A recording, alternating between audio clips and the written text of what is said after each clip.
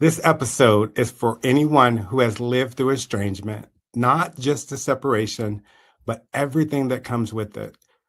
What it does to your body, your mind, your heart, your soul, your sense of self. This is for anyone who's been ghosted, lied about, or quietly abandoned by the people that they love. And while this was happening, you were still showing up, still holding things together, still picking up the pieces on your own. You've got, you've been the one carrying the pain, the confusion, the questions no one asks.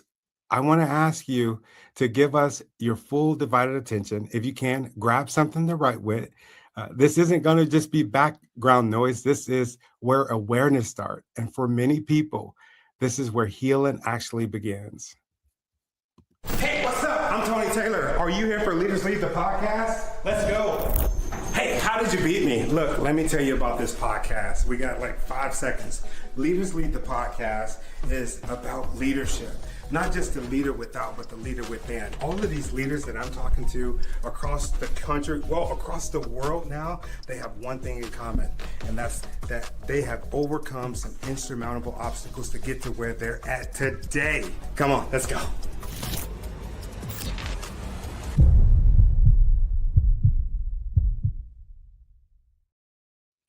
Welcome to Leaders Lead the podcast. Today, I am speaking with one of my favorite authors, Nancy McCartney. Nancy is a certified life coach, author, and artist who helps people navigate estrangement, grief, emotional abuse, and major life transitions, and compassion and clarity. Drawn from a lived experience and years of coaching, her work centers on resilience, self-trust, and healing after profound loss. She is an author of six self-help books, including the Braveheart series, The Empath and the Narcissist, and Rising Beyond Estrangement. At the heart of her work is a simple truth: healing is possible, and your story is not over. Welcome to Leaders Lead, Nancy. Thank you for coming on the show. Thank you so much, Tony. I'm so happy to be here. Yeah, like I was telling you before we got started, you are one of my favorite authors, and I'm very, very grateful to have you on the show.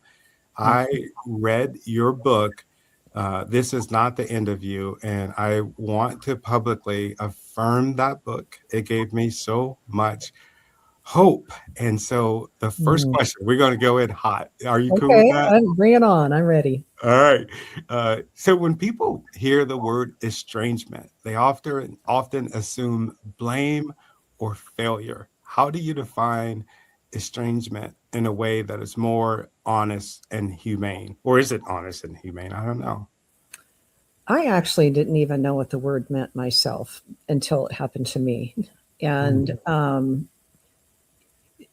it's a really difficult concept when you're in it because it's it takes the life out of you. When I have a son who I'd had a difficult relationship with really for most of his life, but I was always the giver, the one who was there for him and meeting his needs far beyond what I should have. And there's all kinds of reasons for that. But I've since understood what my role was, what I did. And when it happened, when he stopped talking to me, that's when I started understanding what estrangement was. And I'd never really even heard the word. But what I learned is there wasn't a lot of information out there like what I was looking for.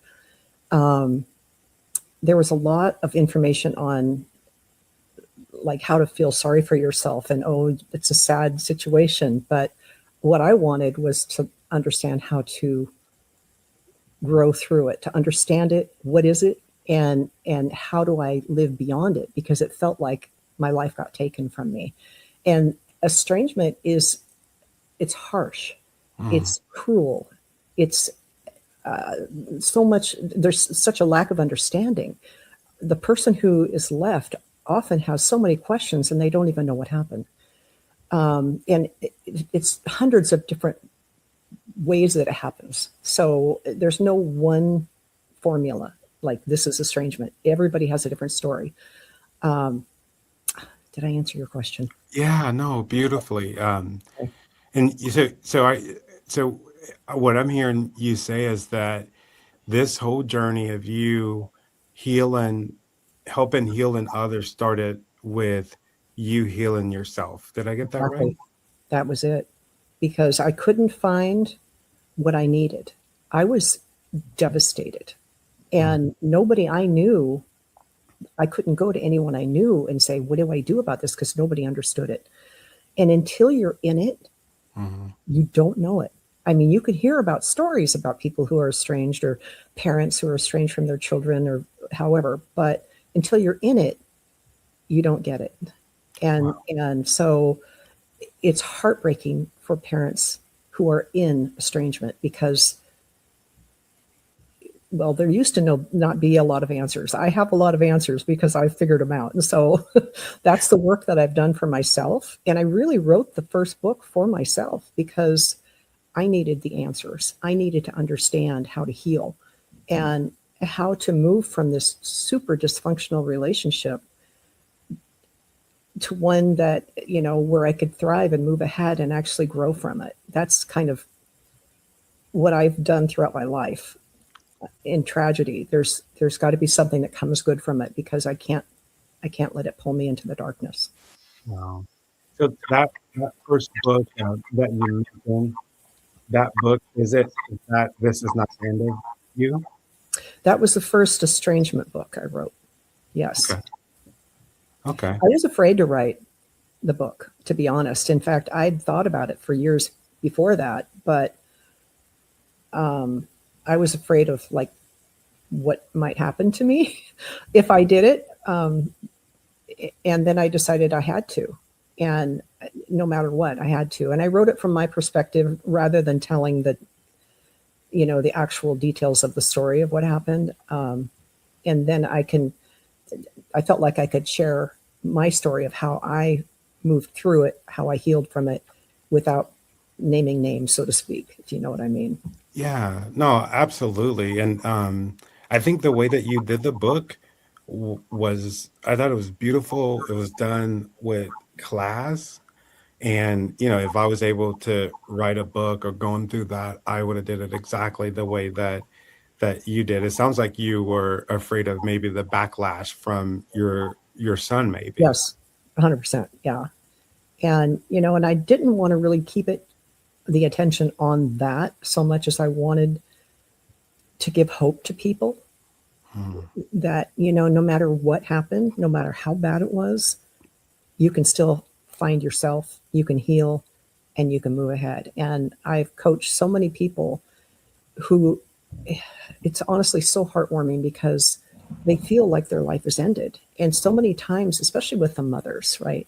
So when you're a mom and you have babies and you have this vision of what your life is going to be and what your family is going to be, and you raise the babies and, it goes how it goes, whatever that is. And then you lose one of your children to estrangement or more. There's some parents that have lost all of their children to estrangement. And Hmm. then here they are, a mom with no kids and or with one or two kids or whatever, however that plays out. And the mom has a role that she's accepted from early on, and she's been a mom.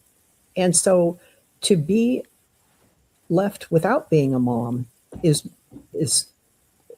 life shattering for many women. But what they're learning, what several of my clients, so heartwarming to see, they learn that they can work through it. You can hold grief in one hand for the loss of your child and your own life and forward movement in the other hand, to where you can do both at once. You can hold the grief and have your life and put the two of those together and move forward. And everybody goes at their own speed, whatever that is. And some people are ready to drop it and run, and others are deeply wounded and it's taking more time. And whatever that time is fine. There's no rule on how fast you should grieve through estrangement. And some people never do get over it.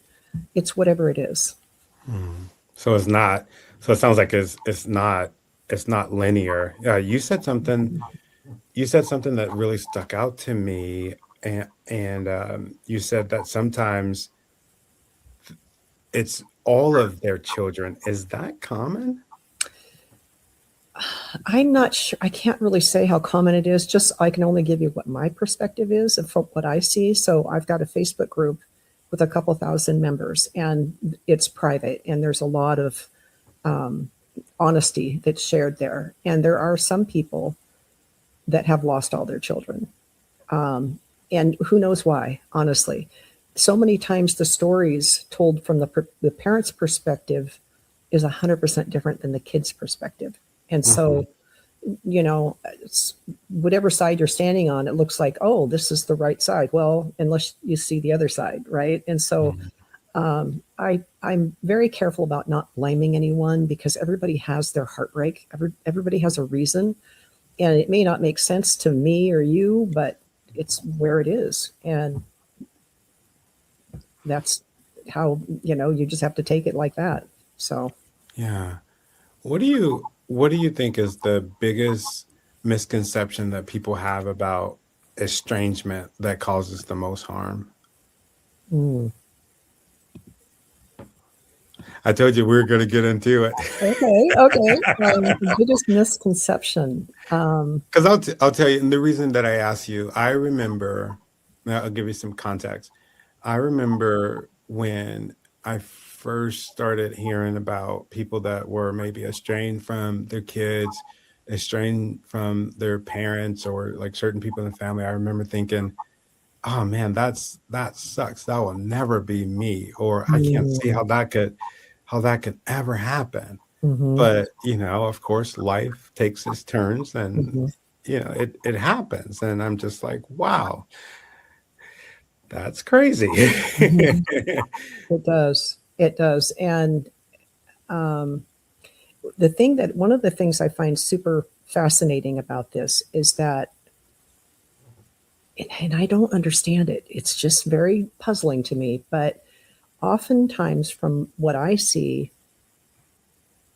the, the estranged children, or the estranged adult children, I will say, have a completely different story about why it happened. And it's true for me as well.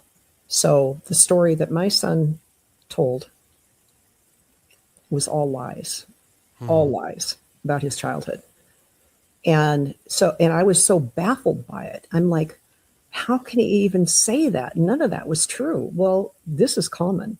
This, this, this happening. So the estranged children, and it may just be their perception, and maybe it's not lies, but it's common. Wow. Do you think that like mental health can play 100%. a part in that? 100%. And I know that's the case with my situation. A lot of that. Um, and, I wrote the book about narcissism as well. And so oftentimes, tendencies of narcissism is you're not going to have a clear memory of what happened. You're going to slant the story to where it makes you look better. Right. So, Mhm. and that's why it's difficult to put a label on any of this because everybody's story is so different. Yeah, you said I remember listening to your book and you said, how can I um, how can almost like how can their story be so different? The person that I loved for, I cared for, I protected, I Hmm. gave my everything to, but then their story is so much different. And I remember reading that, just thinking like um, that just somebody that's going through that, I just can't imagine the shock that It they is. would be feeling. And I was Hmm. curious, for somebody that's listening to this right now and they're experiencing that shock, what are they likely feeling that maybe they're not naming? Like when the estrangement first happens, Yeah. um, it's almost an out of body experience because it feels like it's not actually happening. This can't be happening, right? Because you had that relationship, whatever that was, with your child. And just a note here, oftentimes, and this is one of the things I talk to my clients about right early on, is I'm sorry, my phone's ringing. It's just It's okay. okay. I have to I turned it off. We can edit that out. Okay, Don't good. Because worry. I'm like, oh my gosh, what happened? Don't worry about that. I'm gonna It's turn it life. turning my phone off. Um, okay, so what's the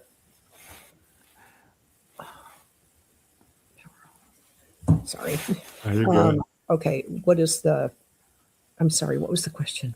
Yeah. So somebody that is like going through that shock right now, what likely are they feeling that maybe that they're not able to name?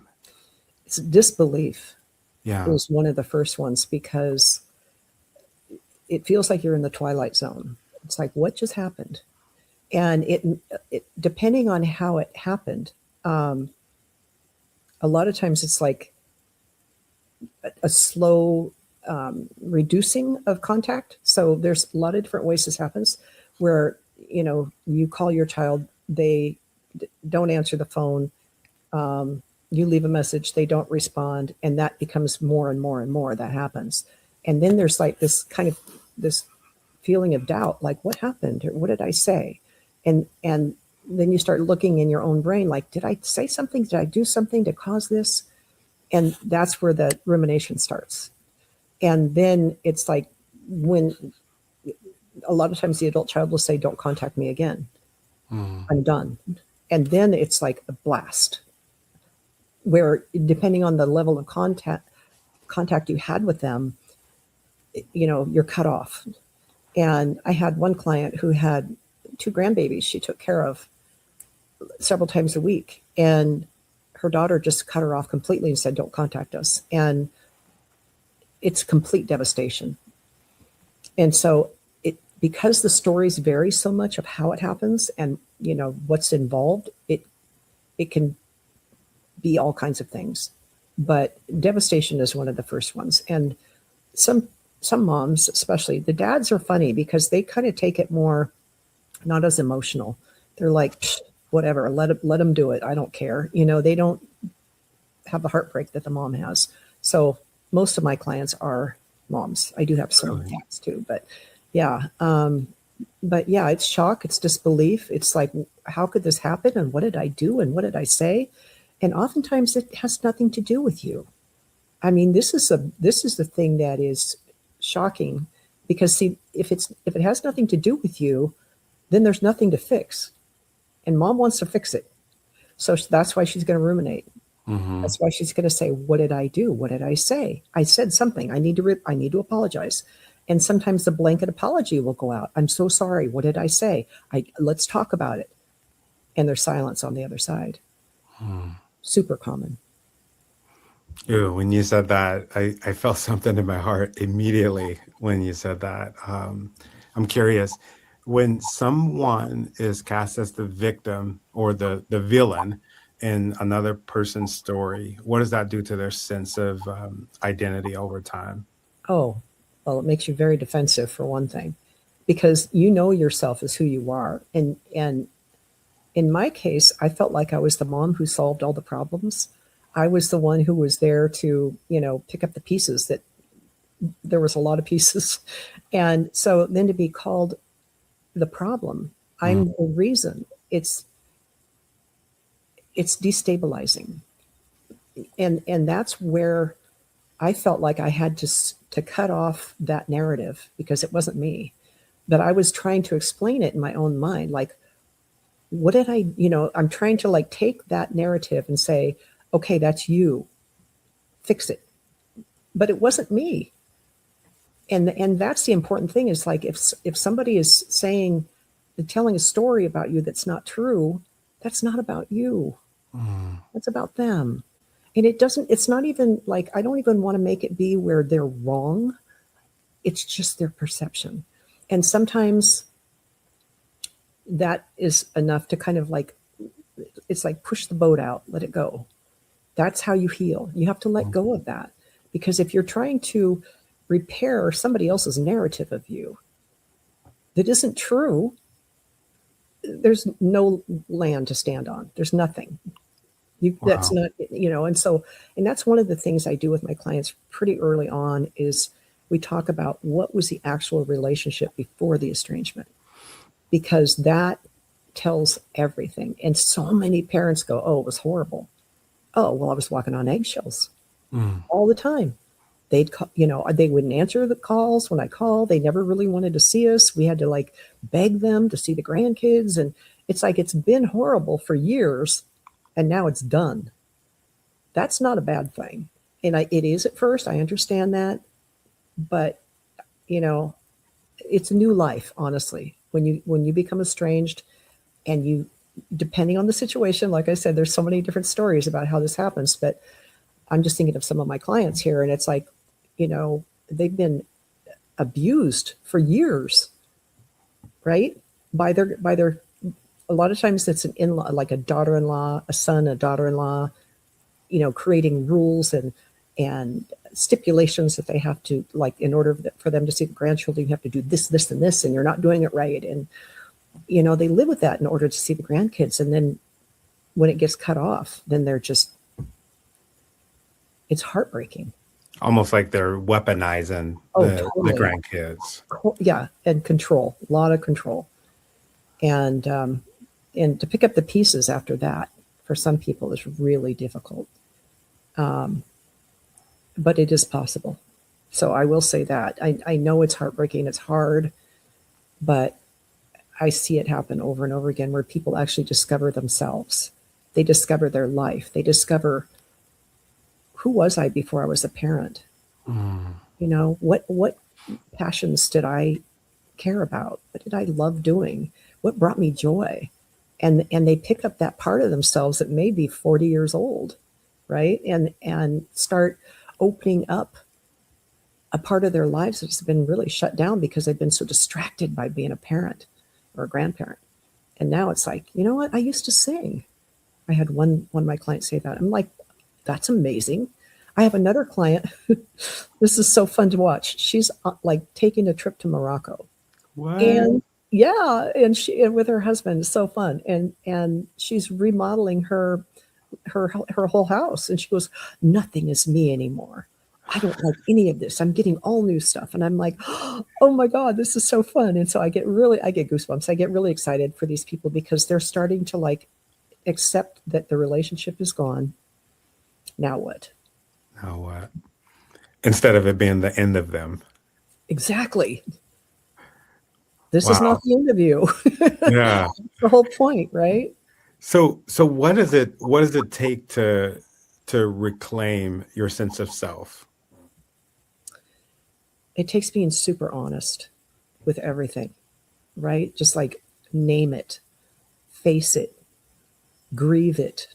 You have to be willing to just face all the truth of what it was and what it is. And then it's because, so many times when you're in the frame, you can't see the picture, Mm-hmm. right? So that's what a lot of times I'll reflect back to my clients is the truth that they know, but they don't see it clearly. And so then when they start to see things clearly, then they're like, oh my gosh, I never saw it like that. And then they start to realize, you know what? This is the way this is. And it doesn't have to be hard. And I know that sounds really crazy because people that are in the middle of estrangement are so heartbroken they don't think they'll ever heal. Mm-hmm. But and I see this a lot of times on my Facebook group where I'll go like, oh, I just want to coach you. Somebody will say something, and not all obviously my members are my clients at all. Just a few are, but there's just so much that people their life could be so much better if they just understand a few, things like facing the truth, grieving it, Mm-hmm. and being open to seeing their life in a different way. Time heals all wounds. Is that true? No, Hmm. I figured knowledge you would say that. knowledge helps. No, your different thinking changes everything is what it is, because you can stay stuck in the same thinking for 50 years. A lot of Mm-hmm. people do. really, right? Not even with estrangement, but within life, that's the same, the same, the same, because they don't get new thoughts. They don't understand the way that their brain works. And so they just keep looping. And so time does not heal. Knowledge heals. Yeah.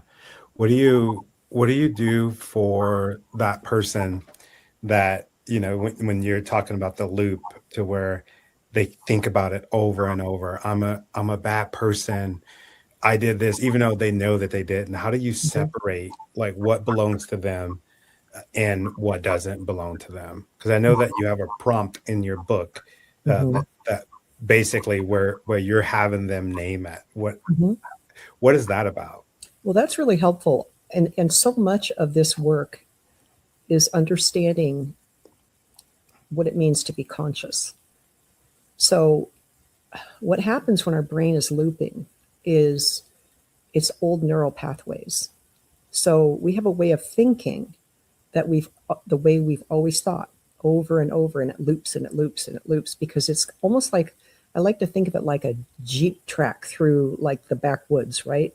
The ruts have worn into the dirt and you're stuck in these ruts. And so when you become conscious of the thinking, the thought, then you can see exactly what is it that I'm thinking and is it true? Hmm. That's important. And then when you understand how your brain works, and the thing with estrangement, Well, that's hard though.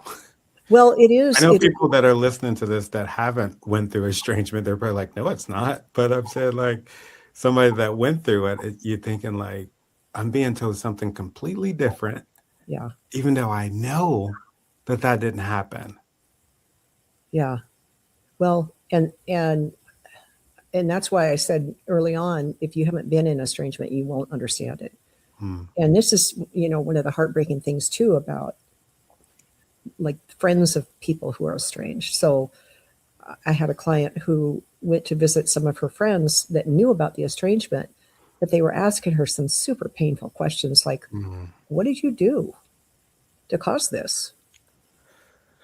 This doesn't seem like, I mean, something must have happened." That's one of the questions they get. And they're like, well, until you're in it, you don't understand that it's, there's not even an answer for that. Right. Yeah, that's interesting because I think about, that is usually the first question that comes to mind. And I've been seeing a lot of things on social media where, different memes where it says, well, if your child or your significant other stops talking to you, you need to examine you, not them. Almost like where it's Mm-hmm. automatically assuming that it's that person because it's happening. And I'm just like, Exactly. that Yeah. is so corrosive. Yeah, it is. It is. And that's where, each individual situation is, it needs to be looked at individually, right? Because, and I mean by the person, not by anybody else.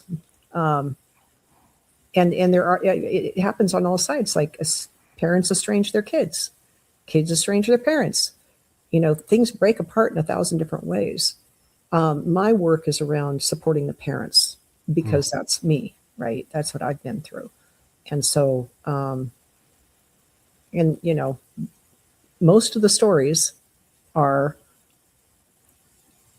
the parents did the best they knew how.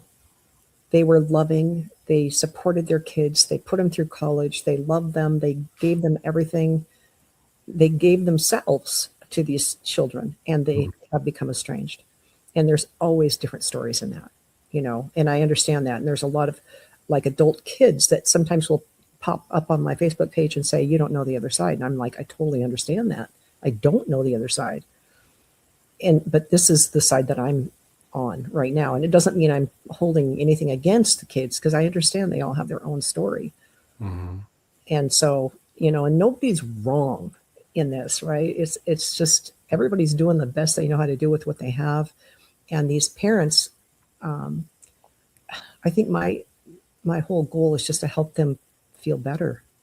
Yeah, that sounds good. Feeling better. I know a lot of parents when it happened. And just like I mentioned to you before, this subject is one of the most requested subjects for this show. Wow. And I know for a fact there are parents that are trying to fix things, trying to, convince their kid that they love them and this is what it was like. And I'm curious from you, tr- at what point does trying to fix things cross the line into self-abandonment? Exactly. That's a great question. And that's exactly what happens. And when you've been self-abandoning yourself, which so many parents do for years, they don't realize it. But eventually they just get so hurt by the lack of response or the harsh response that, you know, they cut it off. And and that's when they start looking for answers. It's like, how can I get out of this? How can I stop feeling so horrible? There has to be another way. And that's where I get a lot of, parents that join the Facebook group, and then there's a ton of articles, and I post things almost daily on how to survive estrangement and how to take care of yourself, how to move ahead, and how to have a life outside of this, because you are a human being unto yourself. You don't need to be a parent in order to be alive. Oh, how is that even? I'm sure a lot of parents are thinking, how is that even possible? Because, and I'll tell you, ever since I was 15, ever since I was 15, I've always wanted to be a dad. And ever since, Mhm. I became a dad, I can't imagine being nothing else. Yeah, and hopefully you never understand what estrangement is, right? It's like on Yeah. that level, because um, when there's that much like devotion, love, attachment, sacrifice, like this is like a life goal of yours. And then to have your kids grow up and for whatever reason, end up estranging, um, it's devastation. It Yeah. is. And it takes some people years. Yeah. And some people don't heal from it. I mean, there are people that I've had contact with that said, I will never heal from this. And that's heartbreaking to me because, their kids have moved on with whatever they're doing. And it's like, don't stay stuck. You do have a self, you do have a life, you do have a reason to be on this earth. You're here. And it doesn't have to be misery. Mm. There's ways out. And it's so important to really care for your heart. And I think some people are so judgmental of themselves, and that's not helpful. Be kind to yourself. If you're in that position where your kid has left you for whatever reason, they all have their story, and it's like, don't, a lot of times you'll turn on yourself and go, oh, I've done something. I did something. And I just, I deserve to be punished for this. And it's like, no, that's not true. It's, the thing is it's important to realize that they made a choice. That's their choice. And you may never know why. And oftentimes they can't even explain why, and they don't want to explain why. And so you're left with nothing but question marks. What did I do? Well, Yeah. sometimes you got to set the question marks aside and say, it doesn't matter. What's Yeah. done is done. Or There's it's really vague, right? The Yeah, it explanation is. And behind it. that's what drives the brain crazy. It doesn't like vagueness. Our Yeah. brains want answers, right? And so, Yeah, because this is a big impact with a huge outcome, but the things that are put into it is so vague. You're like, what the hell? exactly. And that's what's hard to let go of. Especially, I mean, if you're not working with a coach, you're not, in therapy or something like that. And actually, another thing too is a lot of therapists don't understand estrangement. Mm. I see that a lot. So, um, one of my clients said that her therapist, after 2 months, said, "Aren't you over this yet?" like, a therapist said that? What? Oh, yeah. So it's like, it's really important that when you do reach out to someone for help in estrangement, they understand estrangement. Otherwise, they're going to cause you more pain. So Damn. that's a big one too. But yeah, there's steps, of like self-healing, self-compassion, and understanding you did the best you could as a parent. You gave your all, and this is where we are.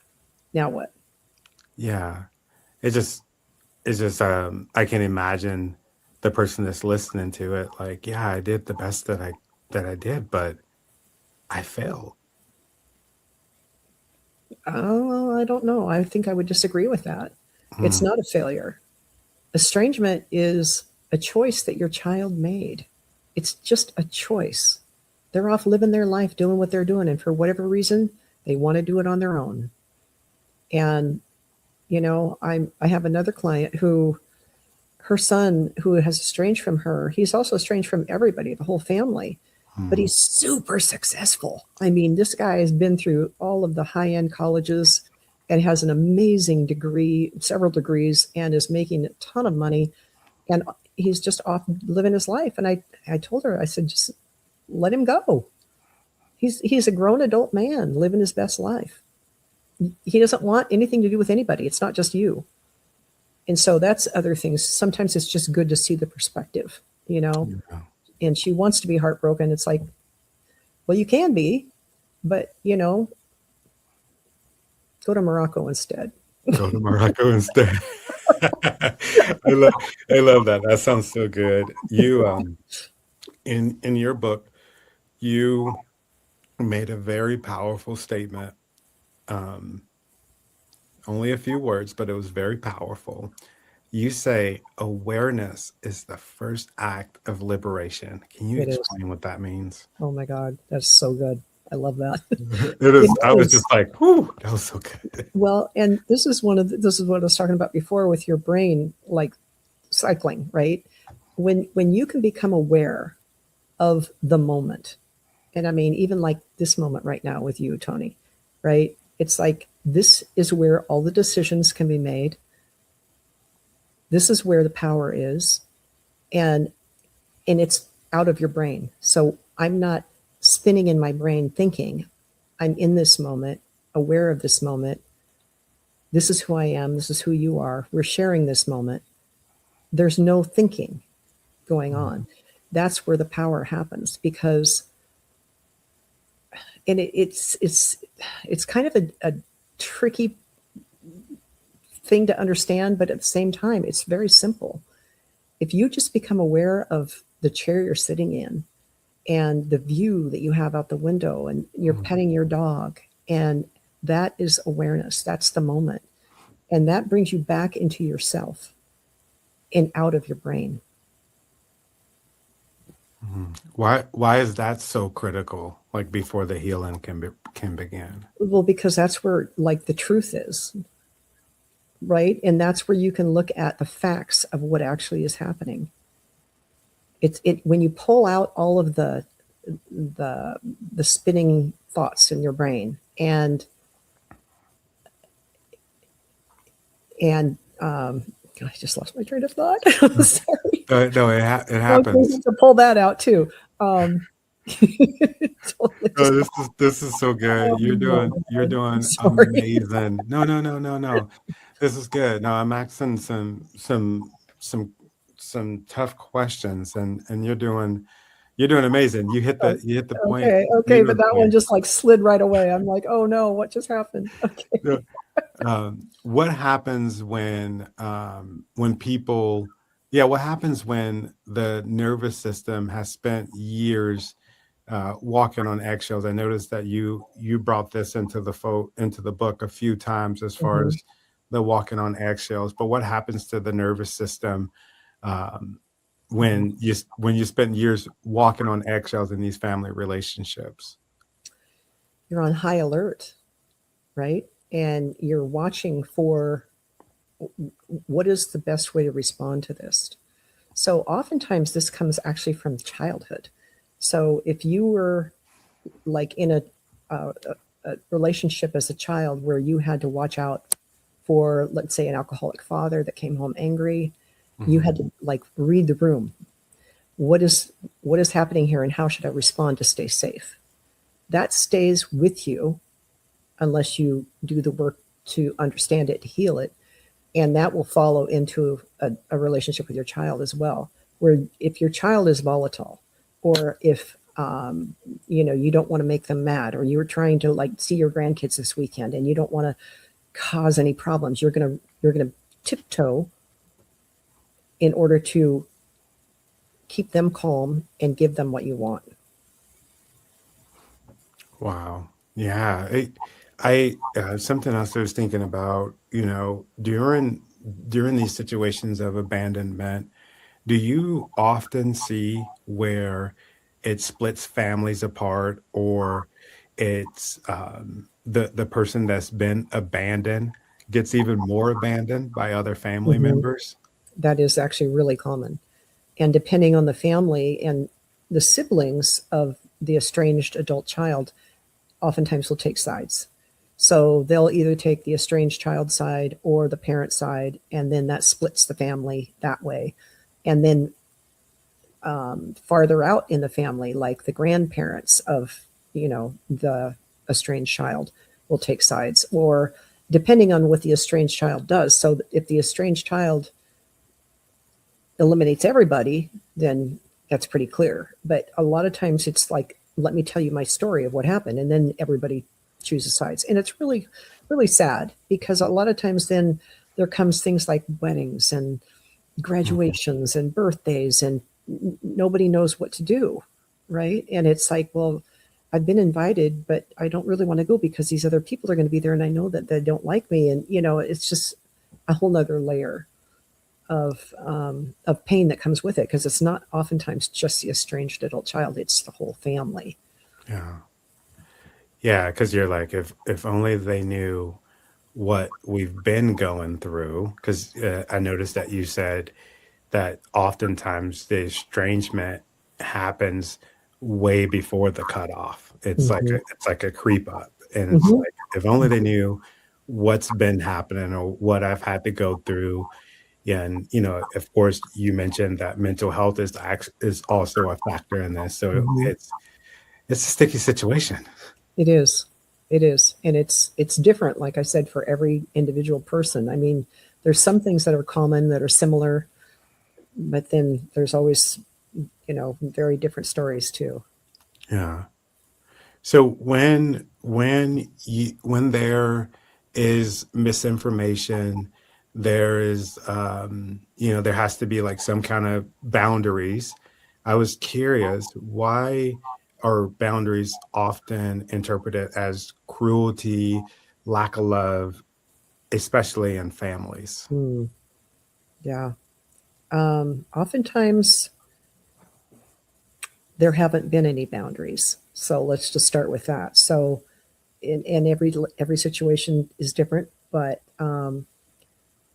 let's just say the estranged child has been running the show for years, and the parent has been giving in and following along and walking on eggshells and being super careful with what they say. And then pretty soon the parent, for whatever reason, decides, I'm done with this, and this is how healing happens. And then they start giving boundaries, which the adult estranged child is going to see as, you're being unfair.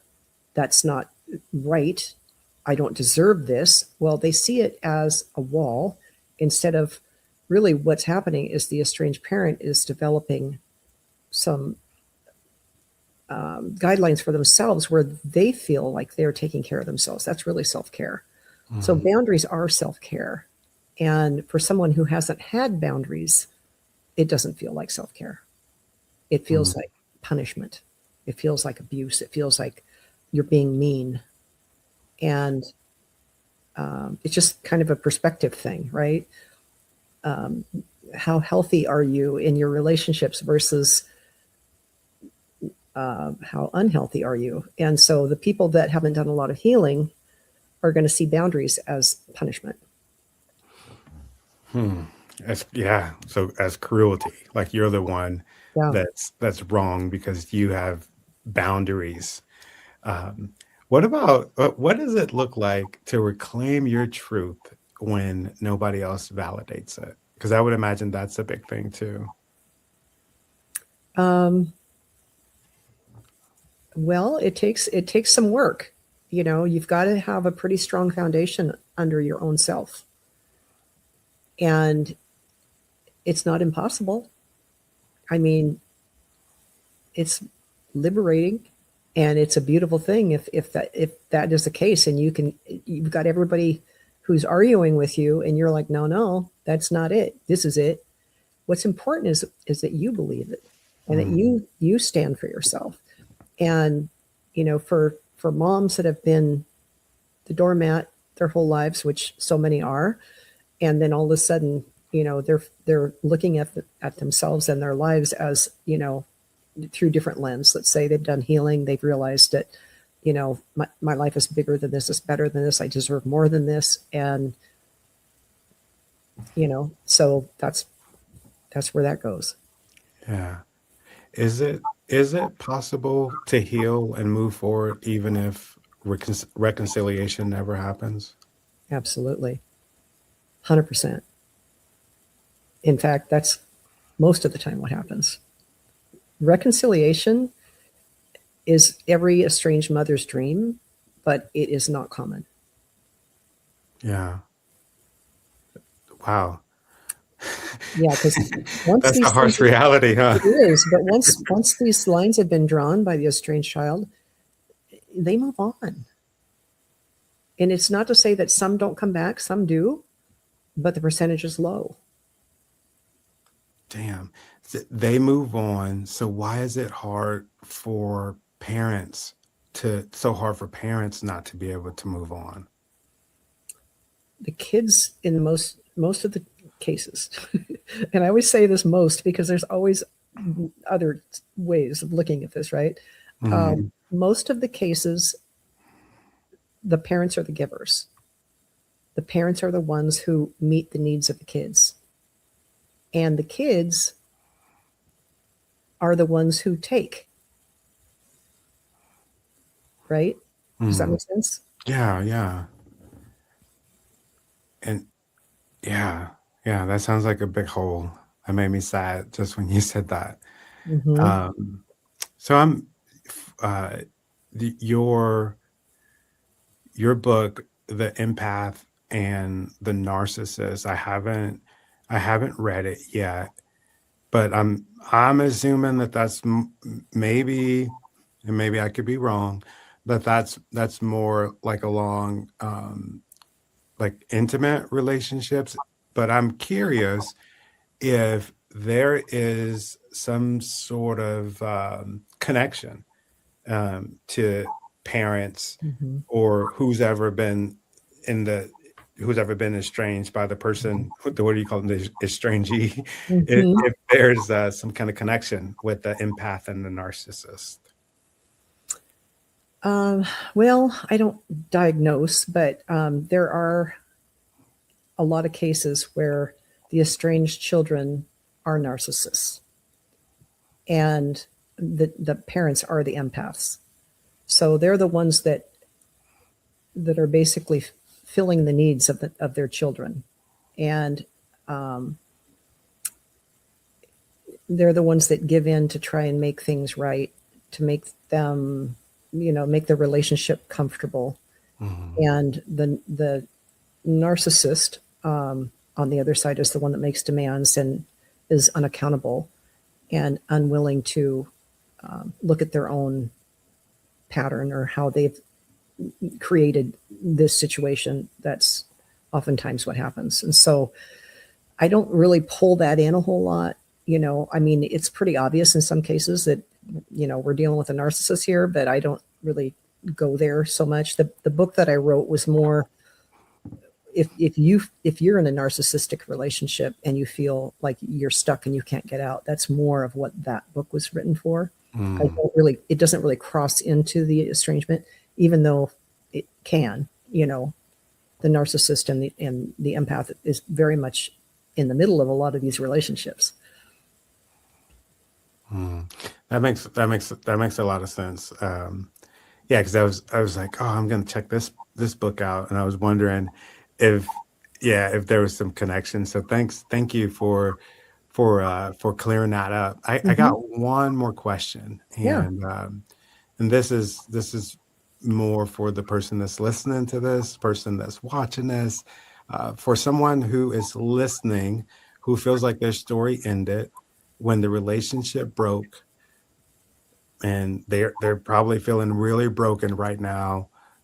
If you could look into the camera and tell them, what do you think that they should know, like in this exact moment for healing? Okay. Yeah. This is not the end of you. You do have a life. It may not feel like it right now, but you do. Just take a deep breath and realize that you are important, you matter, and you're going to get through this. It feels like sometimes you're not, because it can be pretty devastating, but it is possible. There is life on the other side of estrangement. Ah, that's so beautiful. Thank you. I really appreciate it. Um, if this conversation stirred something in you, I want you to know you are not weak for carrying what you've been carrying, and you're not broken because you had to survive something that hurt. Awareness is not the end. As my guest, Nancy, said, is the beginning. If you need to sit with that, then do it. If you need to write, write.